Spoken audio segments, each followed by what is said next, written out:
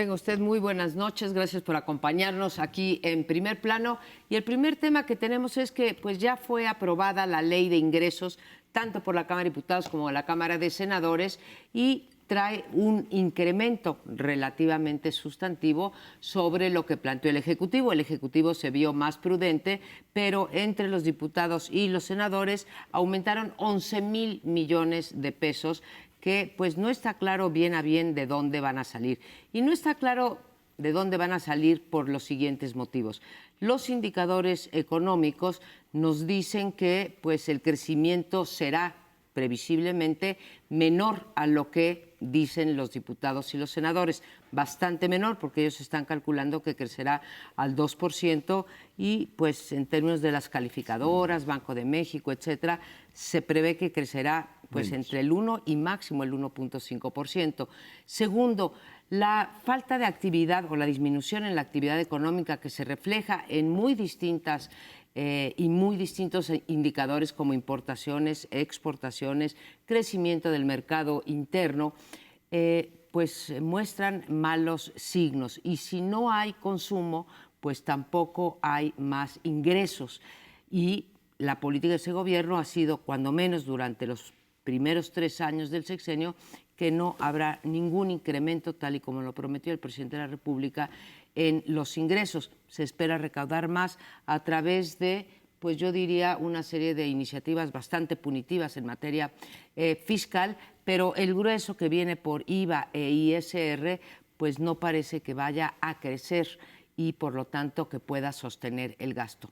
Tendremos que esperar a hacer un balance sobre cómo viene el gasto propuesto, porque tanto lo que se ha prometido en bienestar social, programas sociales, educación, salud, como lo que se ha prometido en inversión, sobre todo en Pemex, pues pareciera que va a rebasar las expectativas de los ingresos y en ese sentido estaríamos en problemas. Sería un primer saque para los ingresos. A mí me gustaría aclarar, para beneficio de nuestros televidentes, qué significa esto de la ley de ingresos, porque no es una ley común y corriente en donde se establecen una serie de normas. ¿Qué es lo que hace la ley de ingresos? La ley de ingresos hace el planteamiento de un cálculo de lo que se puede captar. Esto viene acompañado con lo que se ha llamado la miscelánea fiscal, que se puede captar por ISR, por IVA, por distintas cosas. Entonces, es muy difícil siempre, y se corren riesgos, de que no se capte lo que se calculó que se podía captar. Vienen acontecimientos que dan al traste con algunas de las expectativas, etc. Pero lo que podemos decir es que efectivamente hay un cálculo un tanto alegre que se puede captar más de lo que probablemente se pueda captar, de acuerdo con estos indicadores que tú ya mencionabas. Y hay ahí también otras señales negativas en términos de la posibilidad de captación de recursos, lo cual traería pues un revés, no sé qué tan severo, para el cumplimiento de los compromisos, de las propuestas que se han hecho para pues cumplir con los jóvenes que están en proceso de desarrollo, para cumplir con los viejitos que reciben sus prestaciones, para hacer las 100 universidades que planteó. ¿Cuántas van a ser el año entrante? Porque el presupuesto es anual, habría que recordarlo. Eso es lo que yo quisiera decir. Bueno, pero hay, digamos, otros compromisos, ¿no? Acabamos de tener una presión norteamericana, por ejemplo, para la aprobación del TEMEC, porque no había presupuesto suficiente, para los temas de tribunales y poner en marcha la reforma laboral. Está toda la presión que tenemos sobre el INAMI, sobre la Comar, en fin, todo esto que son también compromisos internacionales de México que no podemos soltar. Están todas las necesidades que tenemos en materia de seguridad pública y que el Estado tiene que cubrir, amén de la cantidad de compromisos que ha contraído.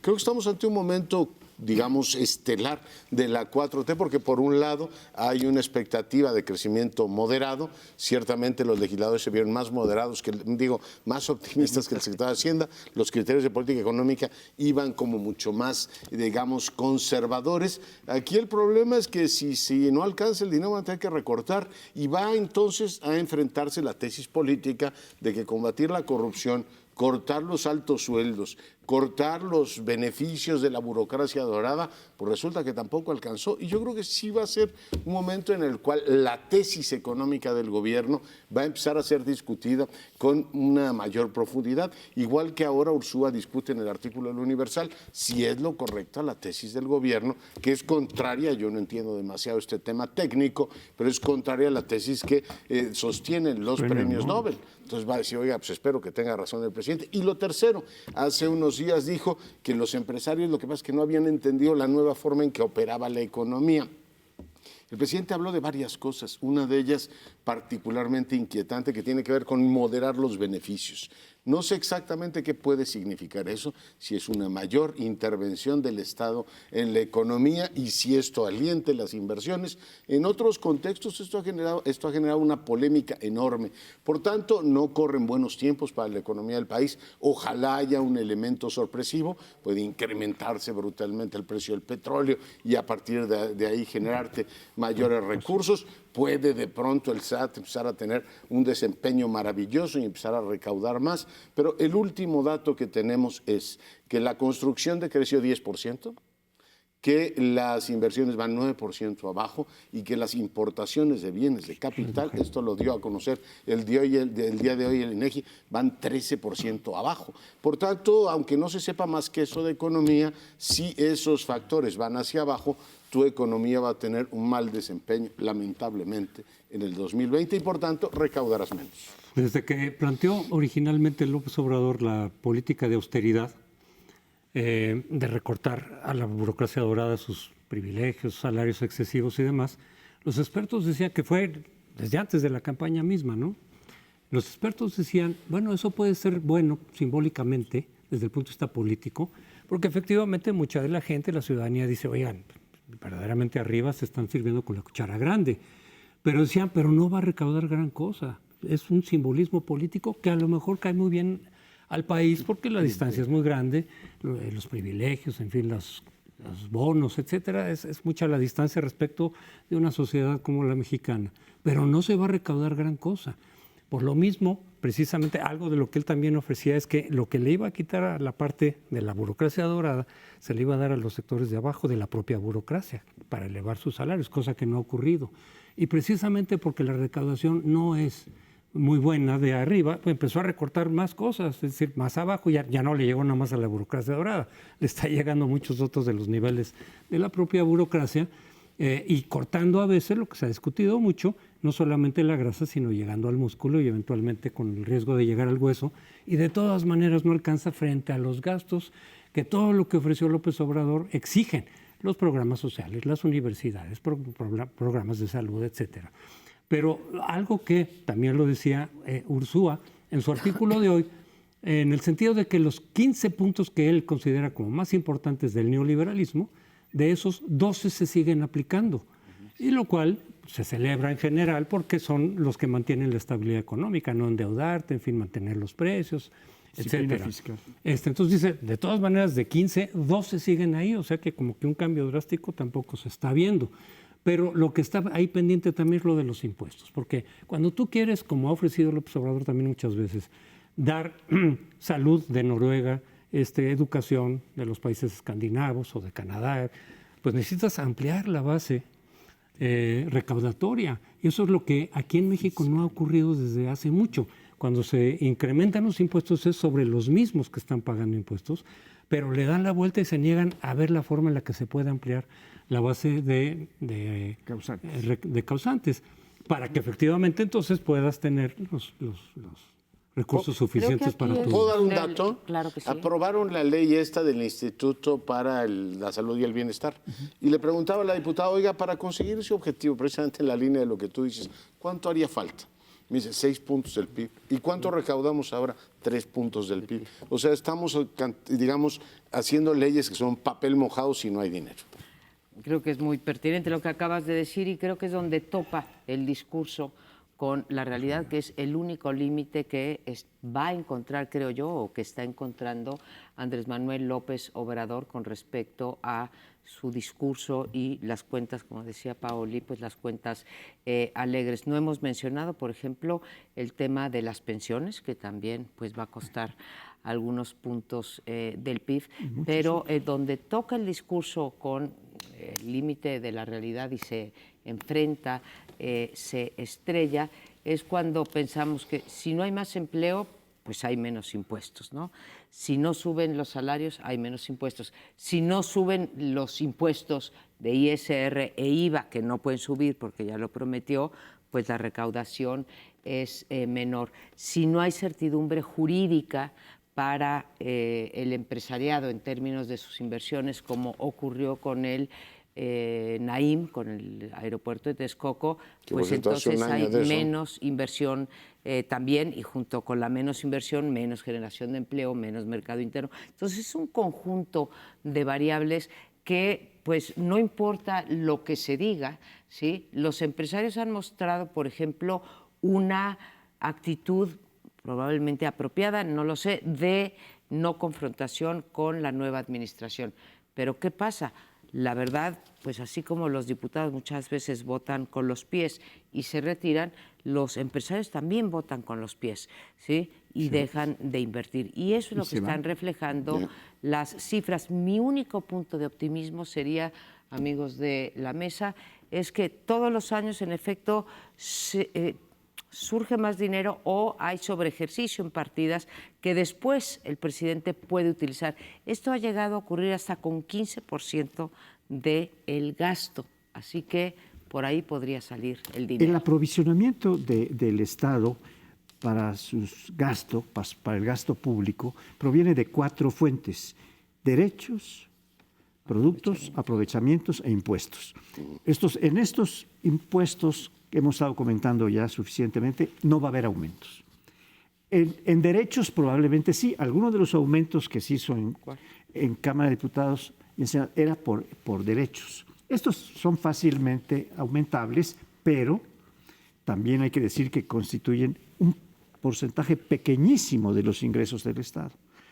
Y los aprovechamientos todavía menos, porque pues, las empresas del Estado no están funcionando muy bien. Particularmente parece que Pemex no está funcionando muy bien, según los últimos reportes que estamos teniendo, ¿no? Entonces, sí, tenemos una interrogante de que esta ley de ingresos, como se le llama, pues no va a ser muy atinada en cuanto a la capacidad que está aportando. Yo creo que refleja lo que hay, ¿no? Es interesante ver los datos, por ejemplo, de empleo. Uno se pregunta, ¿puedes cobrar más ISR? 7 de cada 10 compatriotas que están en la PEA ganan 3 salarios mínimos. ¿Qué les vas a sacar tú en ISR a esa gente? Es inusual que el secretario de Hacienda haya hecho públicas las recomendaciones que le hizo el FMI sobre cómo mejorar la recaudación, y tenía pues el elemento tóxico políticamente para esta administración, que es cobrar impuestos sobre el consumo. Dice así, puedes por lo menos gravar una parte de los informales. Eso le recomendó el FMI, pero tampoco creo que vayan por esa vía. Por tanto, será en un sentido inercial, como ha sido inercial el presupuesto en los últimos años, con un crecimiento inercial. Y este país, como dice Rolando Correa, creo que tiene toda la razón, ha resuelto el tema de la legitimidad política, pero el acertijo del crecimiento y el mejorar los servicios públicos, que pasa por tocar la fiscalidad, lo sigue estacionando para ver quién se atreve a tomar el toro por los cuernos. Es que hay una extraña paradoja en la cuestión del crecimiento que ahora se está minimizando. Ya había oído algunas veces en que algunos obradoristas, y creo que incluso el propio observador dijo, pero si en los años del neoliberalismo el crecimiento fue 0. Digo, bueno, ahora sí que de dónde salieron esos datos. Porque de acuerdo con los datos oficiales, un promedio de esos años del neoliberalismo fue del 2.4. Y eso es lo que en todo caso se criticaba también, decir es insuficiente. Paradójicamente, en el sexenio de Salinas, que es el prototipo, el impulsor, el villano favorito del neoliberalismo, se creció casi 4%, que es lo que ahora ha ofrecido López Obrador y que se está viendo bastante difícil que se pueda alcanzar como crecimiento en promedio de todo el sexenio. Salinas creció al 3.9 en su sexenio en promedio. Aquí la cuestión también tiene que ver con, bueno, ya se está terminando el tiempo, entonces ahí lo dejo. Ahí lo dejamos. Bueno, pues ya estaremos Ya nos aquí. dejó picado. Sí, es rápido, ¿Tiene que ver con pues, qué? Es que no me fijé que ya se estaba acabando. Bueno, pues ya estaremos aquí de todas maneras discutiendo si pueden coser el gasto con el ingreso y que no tengamos que incurrir en deuda o cualquier otra cosa. Espérenos un momentito, vamos a un bloque. Bueno, a pesar de que se lo ha pedido la CIP, se lo ha pedido la Comisión Interamericana de Derechos Humanos, el presidente sigue estigmatizando en sus mañaneras a medios que no le resultan agradables y hace unos días, este fin de semana, sin ir más lejos, habló que los fifís, que se creen que tienen sangre azul, discriminan a los indígenas y pongo sobre la mesa dos consideraciones. Uno, el presidente es el presidente de todos los mexicanos, la Constitución no distingue a los mexicanos entre fifís y no fifís, entre partidarios del presidente y no partidarios del presidente, por tanto, desde esa lógica debería tener un discurso aglutinador. Pero además, este mismo fin de semana habló nuevamente del cristianismo, dice que a él como a Cristo lo persiguen porque defiende a los pobres y predica el amor al prójimo. Y yo me pregunto si efectivamente el prójimo no llega a los que él considera fifí, porque si efectivamente el discurso sería el amor a todos los demás, este discurso, digamos, confrontador o segmentador, que en cualquier persona resulta cuando menos discutible, en el caso del presidente genera un linchamiento por las redes sociales que le son leales al presidente y todas las voces que efectivamente se mueven orientadas por el presidente. Yo creo que hay una contradicción enorme, tercer punto que les pongo sobre la mesa, entre ir a la OEA y a la ONU y decir que no se debe fomentar el discurso de odio en los Estados Unidos. Este discurso es decir, usted es diferente a mí porque usted claramente es blanco y entonces seguramente es fifí. En el caso de los Estados Unidos, este discurso contra los mexicanos y contra los hispanos en general, y al mismo tiempo mantener este discurso como si fuera algo gracioso, algo que uno dice en cualquier, digamos, reunión familiar. Subrayo, ni desde la perspectiva constitucional, ni este cristianismo que el presidente pregona tanto, me parece aceptable ir segregando a la sociedad entre los que le caen bien, los buenos, y los no tan buenos. ¿Cómo ven? Yo veo que el presidente, pues como siempre se dice, es el presidente de todos los mexicanos. Y esta segregación entre lo que es pueblo o lo que él decide que es pueblo y los que no son pueblo, pues es una distinción realmente grave, sobre todo en boca del presidente. Si fuera en boca de un partido, pues perderá electores. Si fuera en boca de un privado, pues tendrá ahí sus lectores, no electores, y podrás diferir o no. Pero dicho todos los días, durante 9 meses o durante 10 meses ya, desde las conferencias matutinas, pues es grave. Y es grave no solamente por lo que entrañan las palabras, sino porque las palabras, creo que por ahí vas, Leonardo, en tu segundo punto, tienen consecuencias, ¿sí? Son un llamado a la acción. Las palabras no se quedan nada más así y se dice, ay, mira, está equivocado el presidente o qué acertado fue el presidente en esta apreciación. Cuando un presidente da una declaración como, por ejemplo, que los empresarios están abusando o que los empresarios se les va a considerar a aquellos que emitan o compren facturas falsas, se les va a criminalizar, pues hay un comportamiento acorde, quizá acorde en el sentido de esconder mejor lo que hacen o dejar de invertir, ya sabrán los empresarios lo que hacen. Lo mismo ocurre con la prensa, lo mismo ocurre con diferentes actores, por ejemplo, los militantes de Morena en las redes que toman este discurso de polarización y lo llevan a extremos, incluso que yo no culparía al presidente de ellos, pero sí el origen está precisamente en las concepciones del presidente. Y esto se va reflejando no solamente entre los fifís y lo que él llama pueblo, sino al interior de distintos sectores. Yo quiero mencionar un ejemplo, el ejército, ¿sí? Yo creo que las declaraciones que ha hecho sobre el ejército, ¿sí? Sobre que tienen que pues, aguantar estoicamente, que les pongan escudos humanos, tienen que aguantar estoicamente, que les retengan, como en Culiacán, a las familias en los cuarteles, está generando también una polarización al interior del ejército, cosa que me parece francamente peligrosa. Pero podemos ir los empresarios, los universitarios, los comentócratas, y esto es lo que está generando, que creo que ayuda en poco a un presidente que tiene buenas intenciones y que es combatir la desigualdad, la impunidad y la corrupción. Bueno, pues yo creo que hay otro ángulo, aunque ya fue mencionado por Leonardo, que es el de este discurso que hizo el presidente frente a una comunidad indígena en Sonora.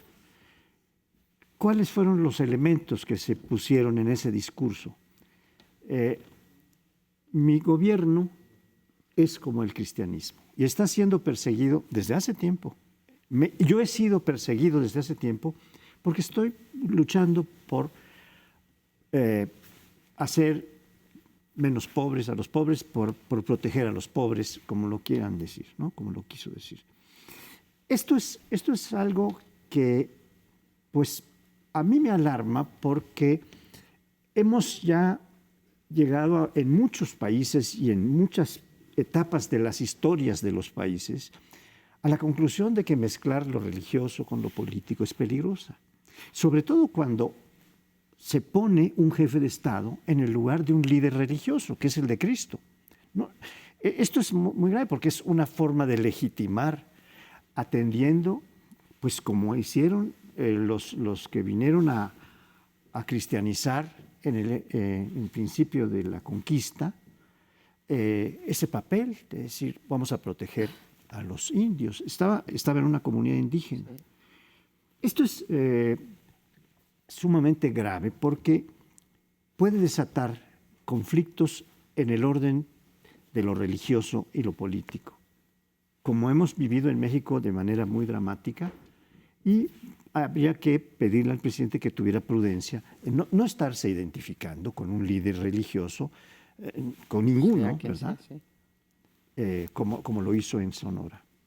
La cuestión del indigenismo, del racismo, del clasismo, yo sí creo que México y toda América Latina tenemos una estructura que todavía trae como herencia de la colonia y la conquista elementos de racismo que no se han podido superar. Desde luego no está tanto como en el siglo XVIII o incluso el XIX. Racismo, clasismo, producto de esa estructura del virreinato que duró 300 años. Yo creo que eso es parte del problema de América Latina. Al final de cuentas, todos producto de esa conquista y del virreinato. Y creo que se tiene que reconocer y se tiene que decir efectivamente. Aquí la pregunta o las críticas que han surgido a raíz de este discurso polarizador en esos temas es, ¿esa es la forma de abordar el problema y resolverlo? Exacerbando, digamos, los resentimientos, los rencores de quienes se sienten ofendidos en este sentido o en el otro, para que se resuelva. Por otro lado. Y provocando... Ni es constitucional. Y provocando efectivamente ese resentimiento, echando gasolina al fuego, que eventualmente puede salir del propio discurso y generar más confrontaciones. O sea, no creo que esa sea la forma de abordar ese problema para buscar soluciones que tampoco son mágicas, pero sí haciendo consciente el problema, porque sí existe, no se vale taparlo, pero de verdad de esa forma, polarizando, exacerbando los resentimientos históricos, ¿se va a llegar a un buen puerto de solución? A mí me parece que una cosa es que existan los problemas, que claramente están ahí, la discriminación de que han sido objeto los pueblos indígenas, ahí está. Sí. Y se está discutiendo en varios de los proyectos que el presidente tiene, desde el aeropuerto de Santa Lucía hasta el Tren Maya. Las comunidades indígenas dicen, no hemos sido consultadas. Pero reconociendo que está ahí, un presidente de la República no puede hacer campaña exacerbando. Bueno, sí está haciendo campaña, porque en realidad, como dice Urbinati, los nuevos presidentes populistas lo que hacen es, como fueron productos del anti-establishment, una vez que llegan al gobierno no se asumen como gobierno, sino como los, digamos, paladines del anti-establishment, como si él no fuera el presidente de la República. En fin, no creo que sea de recibo que en vez de estar diciendo, oiga, en mi gobierno hemos hecho discriminación positiva y a partir de ahora 2 series van a ser secretarios de Estado de mi gobierno y van a ocupar 4 o 5 posiciones en tal o cual, agencia pública, o vamos a dar tal o cuales becas. Yo creo que eso es lo que positivamente debe hacer un gobierno. Fíjense, el presidente que vino del grupo étnico más discriminado en los Estados Unidos utilizó un lenguaje incluyente a lo largo de toda su administración. Me refiero a Barack Obama. El presidente es un criollo, y es un criollo comprometido con los indígenas, y yo celebro, además le creo firmemente, pero el ejercicio presidencial no está para dar estigmatizando a todos los que él asume que siguen discriminando a los indígenas y no elaborar presupuestos y políticas públicas que saquen a los indígenas del atraso en el que están. Ganar puntos o querer arrancar un aplauso como en campaña electoral señalando a un grupo que él automáticamente plantea como los que se creen que tienen sangre azul, que habrá que ver quién se cree en este país que tiene sangre azul y quién asume que es contrario a los indígenas, me parece riesgosísimo. Y déjenme subrayarlo, desde el punto de vista constitucional, desde el punto de vista de lo que él predica tanto el cristianismo y desde nuestra política exterior. No puedes estar diciendo no quiero discurso de odio, no digo que aquí vayan a matar a algún fifí algún día, espero que a nadie se le ocurra tal cosa, pero si las palabras alientan a la violencia y eso estamos diciendo en el plano global, es incoherente que el presidente lo haga por tratar de arrancar un aplauso en cualquier parte del país. Y lo hemos visto en Estados Unidos con el discurso del odio, que efectivamente de pronto se repercute en acciones concretas. Y también en Brasil, por ejemplo, con el discurso de Bolsonaro contra las comunidades homosexuales y demás. Y de pronto empiezan a incrementarse los asesinatos. Como que se sienten respaldados nada menos que el presidente. Hasta ahora no ha ocurrido, pero otra vez el discurso va por un lado y las políticas públicas, en vez de, así como se pide en el caso de las mujeres, que haya una política de género transversal, se pide también... ¿Cuántos seres tiene como secretarios de Estado?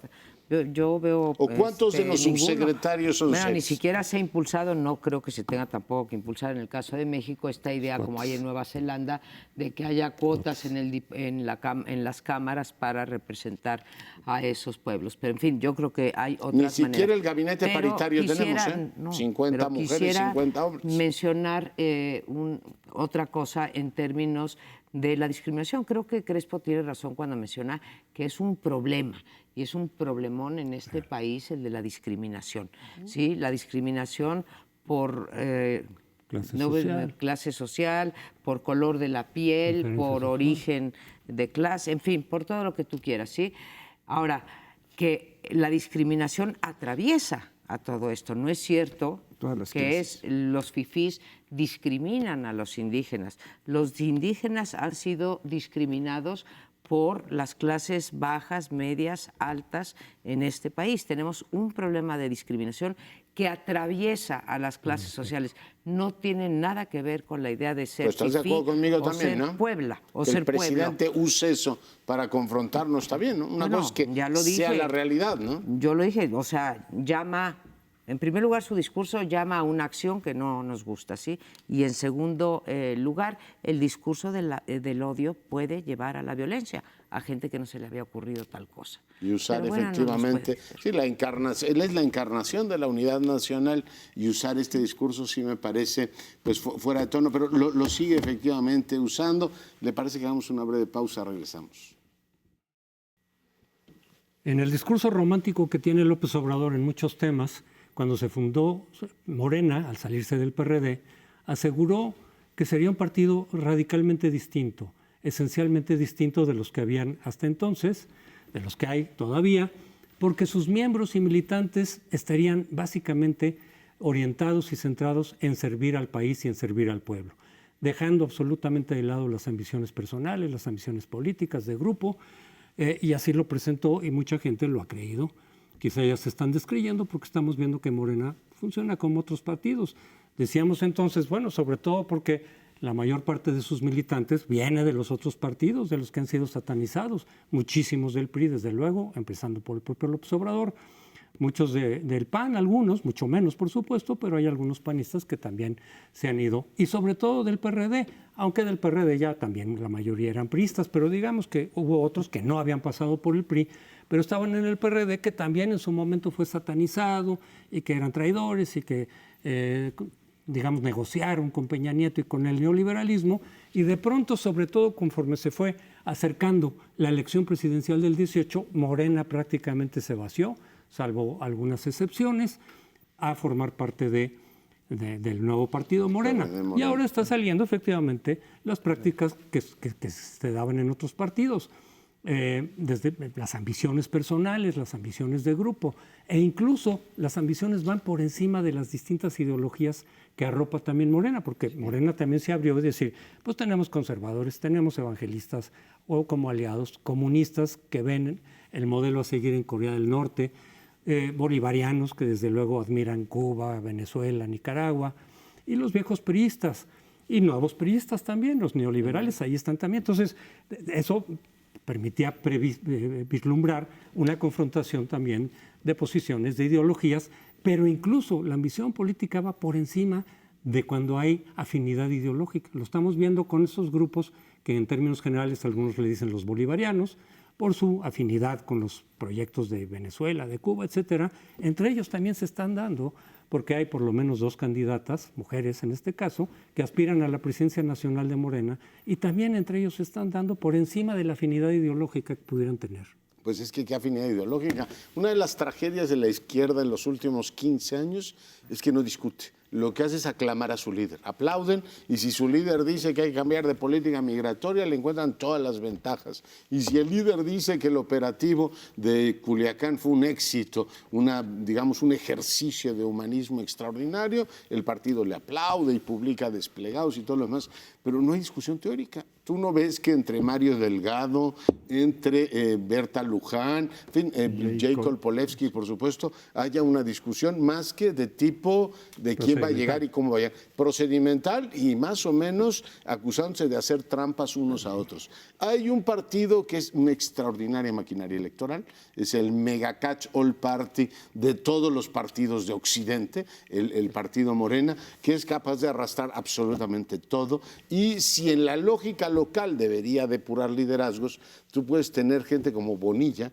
que ahora se asesora de Castro Trent y todo el viejo PRI del franquismo, puedes tener en Morelos a Cuauhtémoc Blanco y puedes tener en la Ciudad de México a Claudia Sheinbaum. Es decir, es un partido que no discrimina absolutamente nada, que en su bancada, en su ejercicio legislativo, igual empuja a todo lo que era el antiguo verde ecologista, que además lo hace con un entusiasmo todavía superior con el que apoyaba a Peña Nieto. Yo sigo sorprendido que varios de los críticos del verde no levanten la ceja más a menudo y digan, oiga, disimúlenle un poquito, que se ve muy feo, que sigan apoyando en todas las iniciativas a López Obrador. Es decir, es digamos, una gran escoba que efectivamente a partir de un mecanismo de creación de lealtades, María Amparo escribió hace algunos meses un artículo muy notable en Nexos, como del gran redentor o como le llamabas. El gran benefactor. El gran benefactor, esta idea de que no importa el tema ideológico, no importa todo lo demás, si tenemos capacidad de estar cerca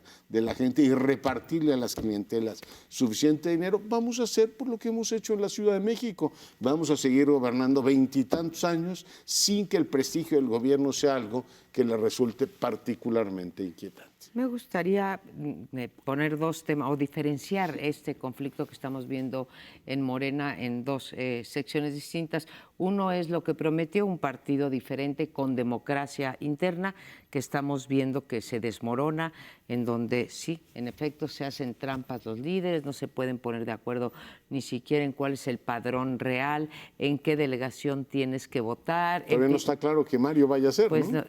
Bueno, pues ¿y por qué tendría que ser Mario? Va a ser, creo yo, quien va a ser. Si no es electo, pues, no va a poder concursar por la grande, ¿no? Porque además, digo, eso como decían, que tenía quizá, bueno, ya mejor ahí lo que tiene diferentes identificaciones en delegaciones. Se había dicho en algún momento que quizás sería por encuesta y, bueno, pues a los que no les conviene, porque Mario Delgado iba por arriba en las encuestas, pero aquí cada quien juega con su padrino. Entonces, no estamos teniendo eso que nos prometieron, un partido sin mácula, con democracia interna, etcétera, ¿sí? Pero por otro lado, tampoco estamos teniendo lo que les recordó en un último memorándum el presidente de la República la semana pasada, que él prometió que Morena, y si no, puede salirse. Incluso, eso no lo dice en la carta, pero ya lo había dicho en una conferencia matutina, pero que esta gente que se aferra a los puestos. Y esta conducta de aferrarse a los puestos, pues sigue vigente, como lo vimos en el caso de la renovación de la presidencia del Senado, en donde hubo un choque brutal con el presidente Ricardo Monreal. Y la tercera cuestión, que es lo que decías tú del federalismo, ¿no? Decir, bueno, los liderazgos locales. Hoy resulta que, como lo supimos cuando compareció la secretaria de la Función Pública, que hay denuncias contra 10 superdelegados, 12 denuncias con 10 superdelegados. Hice una investigación ahí en donde trabajamos y resulta que de las 12 denuncias, 11 denuncias vienen de propio Morena.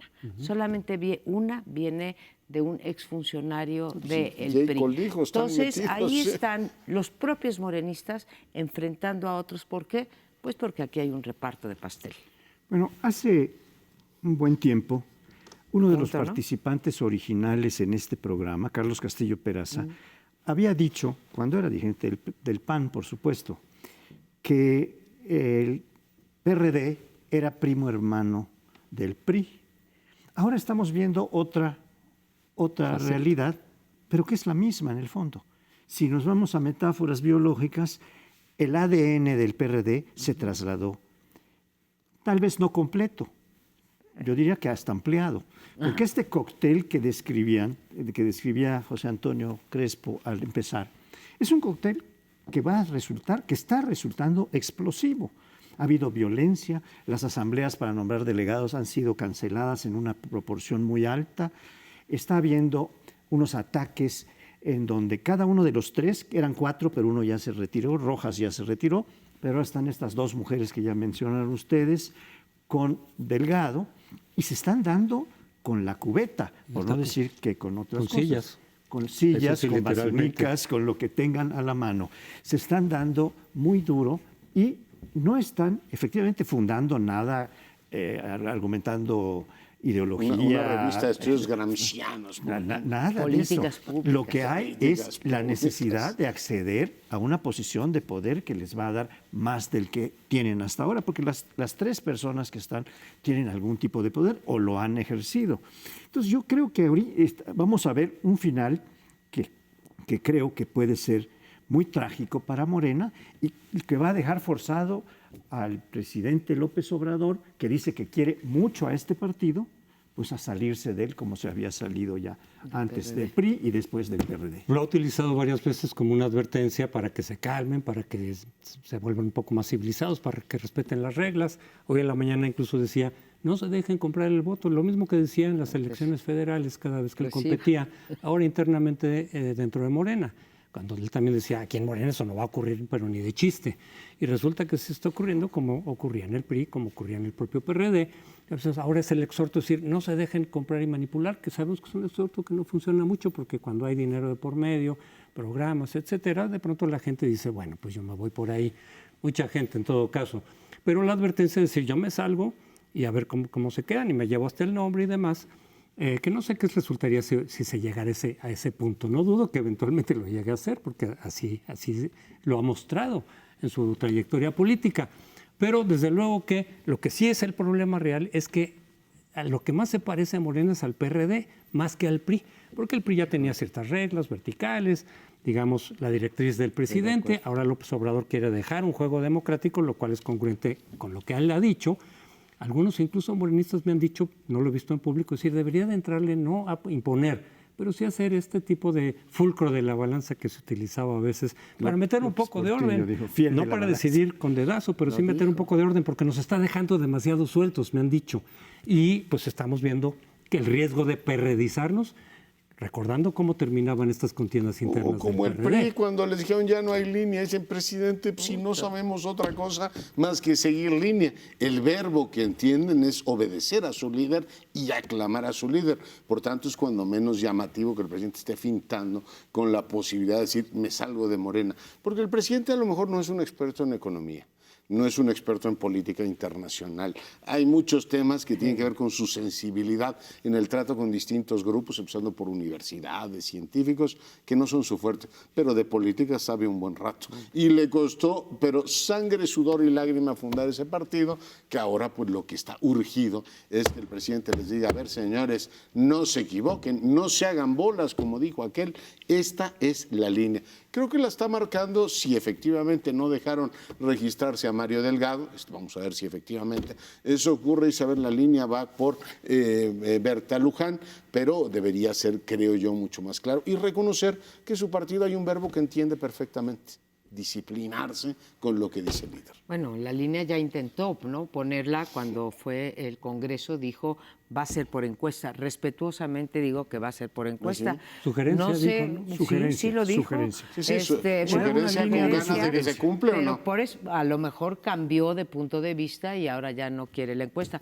Pero coincido contigo, tendría que aprender del PRI y cimentar la estructura de Morena. Por lo menos no en una cosa tan vertical, pero sí con alguna dirección, porque de lo contrario se les está desbordando el asunto. Nos vamos al último segmento. La semana pasada hubo un operativo que parecía haber tenido muy buenos resultados y que había sido hecho conforme a la ley y con toda la planeación necesaria, lo que contrastaba en alguna medida con el asunto de Culiacán, que los propios servidores públicos que intervinieron ahí dijeron que había sido mal planeado, que había sido mal pensado y que había una serie de errores. Aquí aparentemente todo había venido bien. Fueron detenidos 31 personas, fueron encontrados túneles en Tepito en donde se encontraron una buena cantidad de estupefacientes, de droga, de cocaína y otras, y mucho dinero y armas. Estos detenidos, que fueron 31 en una primera instancia, fueron dejados libres porque hubo alguna falla en el procedimiento, según establecieron frente al juez Delgadillo Padierna, y él determinó que de los 31 debían salir libres 27. Es decir, hubo una frustración completa en cuanto a la responsabilización de quienes habían estado inodados, involucrados en todos estos delitos que fueron encontrados, allí sí, físicamente, los agarraron con las manos en la masa o con las manos en el túnel donde estaba la masa de bienes de estupefacientes y de dinero. Pues ese es el tema que les pongo a consideración. Pues yo veo tres líneas, ¿no? Uno, si hubiera una oposición dura, esto le estarían llamando el tepitazo, como el michoacanazo de Felipe Calderón, que fueron a detener un montón de gente y de pronto le dijeron, ¿sabe qué? Todos estos no son culpables, o por lo menos no, digamos, sustanció apropiadamente los expedientes. Lo segundo es que es pues una entrada en falso el nuevo secretario de Seguridad Pública, García Harfuch, que bueno, pues había despertado una enorme expectativa de que era un policía profesional, entra con el pie izquierdo, justo cuando varios de nosotros, yo incluido, habíamos dicho, mire, si se puede hacer un operativo limpio en contraste con el de Culiacán.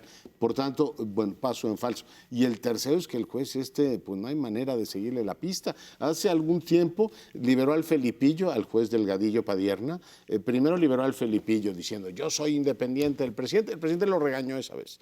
Dijo, sueltan los jueces a delincuentes. Después es el mismo juez que en 2 ocasiones ha mandado a Rosario Robles a prisión y ahora liberó a 27 para sorpresa de todos. No ha habido que yo tenga registrado ninguna declaración fuerte por parte del presidente diciendo estos jueces que liberan a los delincuentes porque pues llaman la atención. Yo creo que sí haría bien la judicatura en pues revisar los vínculos que tiene efectivamente con esos grupos de poder, porque como lo ha establecido Jorge Fernández, que conoce muy bien estos temas, pues el grupo de su tía ha gobernado la Cuauhtémoc desde tiempos inmemoriales y puede haber vínculos ahí, no digo que estén establecidos así de manera directa, pero estudiar si efectivamente no tiene un conflicto de interés. Me parece que es, por donde lo vean, explosivo. Es un problema porque nos deja con una disyuntiva o algo peor, que es lo que voy a plantear. O bien tenemos una ineptitud gigantesca, más que en el operativo, porque lo llevó a cabo bien la policía, en el Ministerio Público, que te arma las carpetas, y en la policía, que pues estuvo encargada de detenerlos, o bien tenemos un problema de corrupción en el Poder Judicial gigante, o bien las dos cosas, o todas. Que ese es el peor de los escenarios, ¿no? Que la y fiscal en esto, está por irse, aunque ¿no? La caliente, procuradora. bueno, que ahí tenemos, bueno, ahora voy, a ese también lo discutimos en cuanto se pueda, pero si tenemos estos dos problemas, creo que si Andrés Manuel López Obrador nos ha dicho una y otra vez que la violencia no se enfrenta con violencia y que la única manera es haciendo justicia y terminando con la impunidad, lo primero que tendría que estar apostando el presidente López Obrador es por reconstruir y tratar de que los gobernadores reconstruyan las capacidades institucionales de estos dos cuerpos, el Poder Judicial por un lado y por el otro lado el de la Fiscalía. También en el Culiacanazo falló en buena medida el Ministerio Público, nunca llegó la orden primero de cateo, la orden de cateo. Estaba la de aprehensión. Sí, y la de aprehensión ahí está, pero se cae en buena medida, o así nos dijeron, porque todavía vivimos en la ignorancia, porque no está la orden de cateo. Acá ocurre lo mismo, tenemos un problema de capacidades institucionales, que no veo que vayamos, aunque caliente, no veo que sea distinto de lo que ocurría con Peña Nieto y los antecesores. Lo de Tepito sí demostró que se pueden hacer operativos eficaces, Bien. limpios y bien.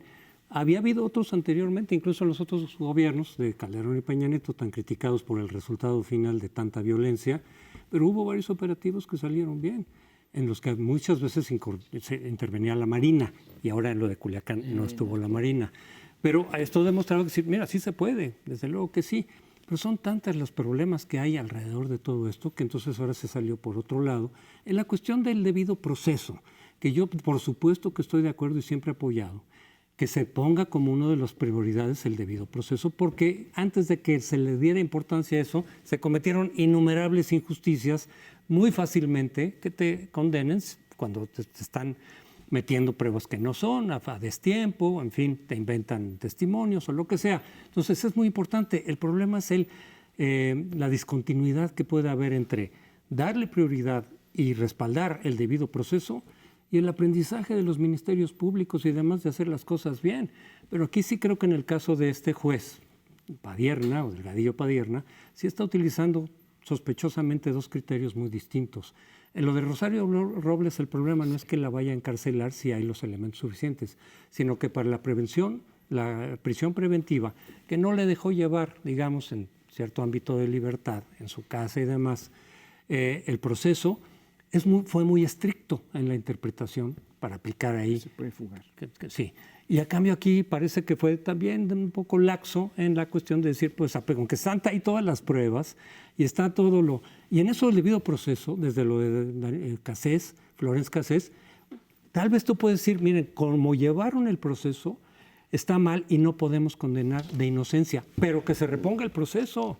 Claro. Y eso no lo han hecho. Entonces simplemente los dejan libres y eso ocurrió también con lo de Ayotzinapa. Si se han liberado tantas personas que tenían elementos muy claros de responsabilidad y culpabilidad, pero porque los procedimientos alteraron el debido proceso, se está soltando una gran cantidad de gente y lo de Ayotzinapa se está quedando con muy pocos de los responsables pagando, digamos, el delito que cometieron. ¿Por qué parte de la cadena falló? ¿Te lo puedo preguntar, tú que eres abogado? Sí. O sea, el jefe de la policía dice, los consigné en flagrancia. El juez dice, ojo, a mí no me consignaron apropiadamente el expediente y volvemos a la vieja práctica en México de fabricar culpables. Y la procuradora, que se va en 2 semanas, porque ya estamos en tránsito para que se crea la fiscalía, pues queda en una situación terrible. ¿Cuál de las tres? Bueno, es que ¿Qué eslabón falló, abogado? Dígame. Es que eso no está claro, no está aclarado por lo menos. Probablemente para alguien sí está claro. Sí, pero el juez Delgadillo Padierna tiene que dar cuenta de por qué dictó la orden de liberación de estos detenidos. Aquí hay una cosa que es curiosa. Tanto los que se fugaron en Culiacán como los detenidos por una autoridad con todas las de la ley aparentemente, están libres. Y son gente que está vinculada al narcotráfico. Los narcotraficantes de Sinaloa fueron a liberar a sus compañeros y liberaron a 40 y tantos. Es un delito. De 50 y tantos que se fugaron. Sí, fueron de la prisión, ¿sí? Sí, y aquí 27 de los 31, es decir, por una forma u otra, que no tiene nada que ver con la legalidad, creo yo, están dejando sueltos a quienes tienen la responsabilidad fundamental en un tipo de operativos como este, que es dañino para la nación. para el Por país. supuesto. Ahora, yo creo, Pablo, que fallan todos los eslabones de la cadena. Pues El sí. punto que yo quisiera hacer es que fallan desde la policía de investigación hasta... No, pero la el investigación, juez. en el caso hizo de la Tepito, investigación, muy bien. Hizo la Entonces los detuvo en investigación, pero flagrancia. una vez, claro, los agarran en flagrancia. En esta ocasión, quiero recordarles qué ocurrió con el michoacanazo en la época de Calderón. Felipe Calderón. Agarran a 31 alcaldes y otros funcionarios. pensaba en él, y sí. después de 10 que los quedaron agarran, presos, un quedaron rato. 10 un ratito. Y Unos meses. después quedaron liberados, creo que todos, ¿eh? Y le echaban la culpa al Ministerio Al Público. Ministerio Público. Acá, otra vez, se integró mal el expediente o se hizo mal la detención. ¿la culpa está en el Puede ser- Ministerio Público? Bueno, yo creo que es la corrupción en el responsabilidad, Poder sí. Judicial más la ineptitud del Ministerio Público. Creo que ahí está lo central. Ahora tenemos la promesa de una nueva fiscalía. Porque, pero ahí tengo vamos un a ver, porque momentito. ahora se habla de la fiscala carnal. Eso ¿no? se supone que tenemos fiscalía a partir de enero, ¿no? Estos son los profesionales Bueno, que van a garantizar Ya la... se pasó la ley de Pero la López fiscal Obrador dijo carnal. hoy en la sí. mañana, López Obrador dijo hoy en la mañana que apoya la figura de fiscal carnal. Sí, lo dijo, sí, claro, gente que conozcamos, que tenemos en común muchas cosas, que hemos trabajado juntos, que hay lealtad mutua, eso es lo que yo apoyo. Sí, en muchos sentidos al decir yo confío en una persona, pero la cuestión de la autonomía es lo que ahí se vulnera Pero fuertemente. yo sí me acuerdo cómo, digamos, se luchó en criticaba. contra del fiscal Pero carnal. yo también creo en mis Cervantes, hermanos, sí. pero mis hermanos deben ser eficaces. O sea, no puede ser que te detengan a 31 y te sueltan a 27. Va a decir, hermano mío, haz tu trabajo correctamente, ¿no? Bueno, pues- O llámale a tu sobrino para que los entame, ¿no? Digo, el juez. Pero no Como ha puedes ser sido secretario de ya Hacienda y expuesto poner a por tu hermano de ustedes, subsecretario. vamos a tenernos que retirar. No, Pauli. Bueno, hasta la semana entrante, Bueno. que esperemos nos sigan viendo. Hasta el próximo programa de Primer Plano. Muy buenas noches.